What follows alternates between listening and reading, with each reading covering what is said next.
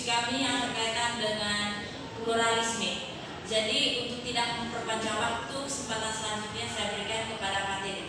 Baik, terima kasih atas waktu dan kesempatannya. Langsung saja, yang kami bahas hari ini adalah tentang pluralisme. Pluralisme berasal dari bahasa Inggris, yaitu pluralisme, yang terdiri dari dua kata, plural dan isme. Plural berarti jamak dan isme berarti faham atau ajaran atau pandangan hidup. Secara umum, pluralisme dapat diartikan adalah suatu paham atau pandangan hidup yang mengakui dan menerima adanya kemajemukan atau keanekaragaman dalam suatu kelompok masyarakat. Pluralisme adalah sebuah konsep atau pandangan yang mengakui dan menerima keberagaman ideologi, agama, budaya, dan pandangan dalam suatu masyarakat. Dalam pluralisme, berbagai perbedaan dianggap sebagai hal yang wajar dan harus dihargai. Hal ini bertujuan untuk menciptakan kerukunan dan kehidupan berdampingan antara berbagai kelompok dan individu yang memiliki perbedaan. Hasil wawancara. Yang pertama, bagaimana menurut Anda peran pluralisme dalam memperkuat toleransi dan kerukunan agama? Pewawancara Stanislaus Ngampu, narasumber berinisial FAT, berpendapat bahwa pluralisme agama merupakan realitas yang tak terhindarkan di Indonesia. Keberagaman agama ini justru menjadi kekuatan jika kita mampu menumbuhkan toleransi dan kerukunan antar umat beragama. Peran pluralisme dalam hal ini sangat penting karena mendorong pemahaman antar agama. Pluralisme mendorong kita untuk mempelajari dan memahami keyakinan dan praktik agama lain. Dengan memahami, kita dapat mengurangi prasangka dan stereotip negatif. Membangun dialog dan kerjasama. Pluralisme membuka ruang untuk dialog antar umat beragama sehingga dapat membangun rasa persaudaraan dan kerjasama dalam berbagai bidang. Mencegah konflik dan kekerasan. Toleransi dan kerukunan yang terbangun dari pluralisme dapat mencegah konflik dan kekerasan antar umat beragama. Wawancara kedua, Efrosiani Darmi, narasumber berinisial FD, umur 27 tahun. Dia berpendapat pluralisme memiliki peran penting dalam memperkuat toleransi dan kerukunan agama karena prinsip ini menekankan penghormatan terhadap keberagaman. Nah, di sini ada beberapa cara pluralisme berkontribusi dalam hal ini. Yang pertama, meningkatkan pemahaman antar agama. Pluralisme mendorong dialog terbuka antar pemeluk agama yang berbeda dengan saling mengenal dan memahami keyakinan, nilai, dan tradisi agama lain. Prasangka dan stereotip dapat diminimalkan. Yang kedua, membangun kesadaran akan kesamaan. Pluralisme menekankan bahwa meskipun agama berbeda-beda, ada nilai universal yang sama seperti cinta kasih, keadilan, dan kedamaian. Dengan demikian, pluralisme menjadi landasan penting dalam menciptakan masyarakat yang toleran, harmonis, dan menghargai hak setiap individu untuk menjalankan keyakinannya. Yang ketiga, bagaimana pendapat Anda tentang pluralisme yang dapat mempengaruhi hubungan antar kelompok dalam masyarakat? Wawancara Intan Puspitasari, narasumber yang berinisial RI, umur 25 tahun. Dia berpendapat sebelum kita masuk pada pertanyaan, kita harus ketahui dulu pluralisme itu apa sih. Nah, pluralisme adalah paham yang beragama. Sehingga peran pendidikan dalam menerapkan pluralisme dalam masyarakat adalah lembaga pendidikan harus berperan penting dalam membentuk generasi individu yang menghargai keberagaman, menghormati perbedaan, dan berkontribusi pada masyarakat yang lebih inklusif, sehingga membangun kerukunan dan nilai-nilai toleransi dalam masyarakat.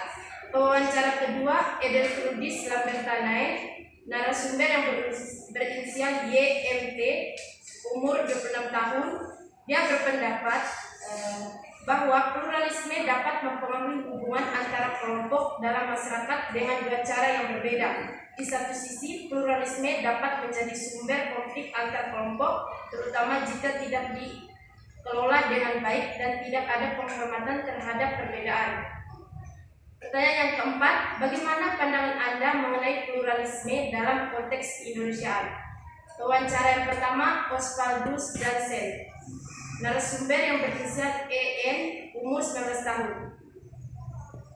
Menurut saya, pluralisme dalam konteks keindonesiaan adalah penghargaan terhadap keberagaman yang ada di Indonesia, baik itu dari segi suku, agama, budaya maupun bahasa. Indonesia adalah negara yang sangat kaya akan perbedaan dan pluralisme menjadi landasan penting agar semua perbedaan tersebut dapat hidup berdampingan dengan harmonis. Lalu pertanyaan yang kelima, bagaimana peran pendidikan dan menerapkan pluralisme dalam masyarakat? Wawancara yang pertama, Hendra Eka Lanta. Narasumber yang berinisial OS, umur 20 tahun. Yang pertama, mengajarkan nilai toleransi dan penghargaan, memberikan pemahaman kepada peserta didik tentang keberagaman budaya, agama, suku, dan pandangan hidup. Terus yang kedua, menciptakan lingkungan belajar inklusif, memastikan semua peserta didik merasa diterima tanpa diskriminasi. Yang ketiga, menjadi teladan. Pendidik harus menunjukkan sikap pluralisme dalam interaksi sehari-hari dengan siswa maupun rekan kerja. Wawancara kedua, Septianus Frando Habu. Narasumber yang berinisial RF. Dia berpendapat dalam menerapkan pluralisme dalam masyarakat, yaitu pendidikan dapat mengajarkan nilai-nilai multikulturalisme di mana siswa diajarkan untuk menghargai dan memahami perbedaan budaya, agama, latar belakang sosial, dan dapat membantu siswa mengembangkan sikap toleransi dan saling menghormati. Pertanyaan yang keenam, mengapa pluralisme dianggap penting dalam konteks globalisasi dan interaksi antar negara? Wawancara Trifona Suryati Jijung. Narasumber yang berinisial RAS PD yang berumur 25 tahun. Dia mengatakan bahwa pluralisme dalam konteks globalisasi dan interaksi antar negara mengarah pada pentingnya pengakuan dan penerimaan keberagaman di tingkat internasional.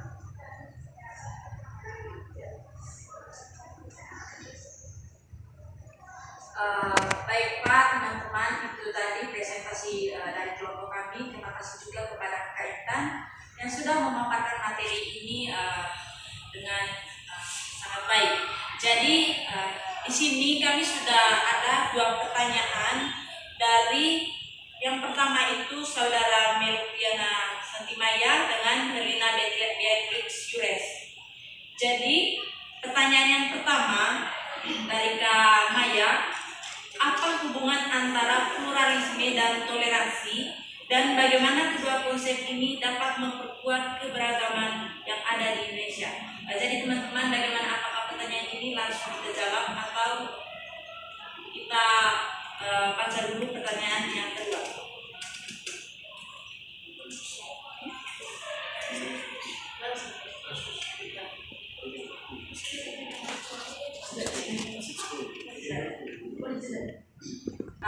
Baik, di sini kami akan menjawab pertanyaan dari yang pertama tadi, yang dimana tadi bunyi pertanyaannya, apa hubungan antara pluralisme dan toleransi, dan bagaimana kedua konsep ini dapat memperkuat keberagaman yang ada di Indonesia.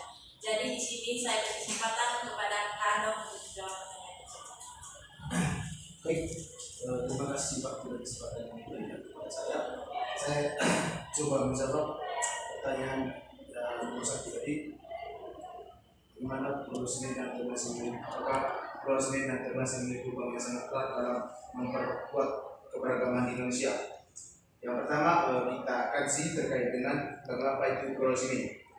Pluralisme itu penerimaan dan penguatan atas keberagaman yang berada dalam setiap individu. Yang kedua, toleransi. Toleransi itu kemampuan atau cara pandang untuk menerima dan menghormati setiap perbedaan. Maka di sini kita bisa gabungkan hubungan dari pluralisme dan toleransi itu, mereka itu saling menerima dan mengakui dan menghormati segala perbedaan dari segi apapun dalam kehidupan di negara kita, yaitu Indonesia. Itu penjelasan dari saya. Saya kembalikan. Baik, terima kasih kepada Kak Anok yang sudah mencoba menjawab pertanyaan dari pertanyaan nomor 1. Jadi mungkin ada tambahan dari teman-teman. Baik, jika kalau tidak ada pertanyaan, kita langsung ke pertanyaan kedua. Jadi bunyi pertanyaan yang kedua dari Kakak Heli tadi, metode pembelajaran apa yang efektif untuk mengajarkan sikap saling menghargai perbedaan di sekolah dasar? Baik, itu pertanyaan dari Kakak Herli. Jadi kesempatan selanjutnya untuk menjawab pertanyaan ini saya berikan kepada Kakak Ayu. Baik, terima kasih. Metode pembelajaran yang efektif untuk mengajarkan sikap saling menghargai perbedaan di sekolah dasar itu mencakup yang pertama itu guru harus menerapkan diskusi kelompok kepada siswa agar siswa bisa bekerja sama dalam menyelesaikan tugasnya walaupun terdiri dari latar belakang yang berbeda. Terus yang kedua itu guru harus menerapkan pembelajaran yang berbasis proyek. Artinya bahwa guru harus mendorong siswa untuk bekerja sama dalam menyelesaikan proyek supaya di sini siswa akan bekerja sama dalam menyelesaikannya. Terus yang ketiga, guru harus menerapkan pendidikan karakter secara terstruktur agar di sini adanya penerapan dari nilai-nilai seperti sikap empati, toleransi, dan hormat antara teman yang satu dengan teman yang lain. Baik, terima kasih kepada Kakak Ayu yang sudah mencoba menjawab pertanyaan dari nomor 2. Mungkin ada tambahan dari teman-teman yang lain, waktu dan kesempatan saya berikan. Baik, tambahan jawaban saya bukan untuk mengulangi apa yang sudah dijawab dari teman tadi itu dari saya terkait dengan metode pembelajaran yang efektif untuk mengajarkan siswa sikap saling menghargai dari setiap perbedaan. Saya rasa seperti itu. Dari saya yang paling pertama yaitu diskusi kelompok, itu metode yang paling pertama. Dalam artinya di sini dalam metode kelompok kita siswa didorong untuk menghargai segala perbedaan, baik pendapat, segala ide-ide yang diterapkan atau dijelaskan. Di situ siswa bisa saling menerima dan bisa memupuk atau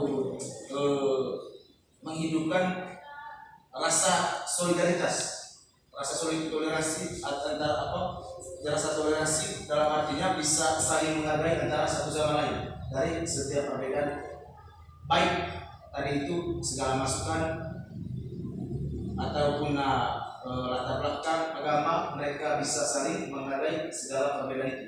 Itu dari saya kembali. Baik, terima kasih kepada Kak Andok yang sudah mencoba menambah jawaban dari Kakak Ayu tadi yang pertama. Jadi untuk kelompok kami, kelompok 13 yang sudah mendaftarkan diri untuk memberikan pertanyaan itu tadi hanya 2 orang. Jadi dari sini saya memberikan aplaus juga kepada teman-teman yang sudah memberikan pertanyaan meskipun pertanyaan itu hanya 2 orang saja. Jadi dari sini juga kami ingin mengundurkan diri. Terima kasih atas partisipasi dari teman-teman kelompok atas kerjasamanya. Terima kasih banyak dan kami ini mengucapkan minta maaf jika ada kekurangan dari kelompok kami. Sekian dan terima kasih.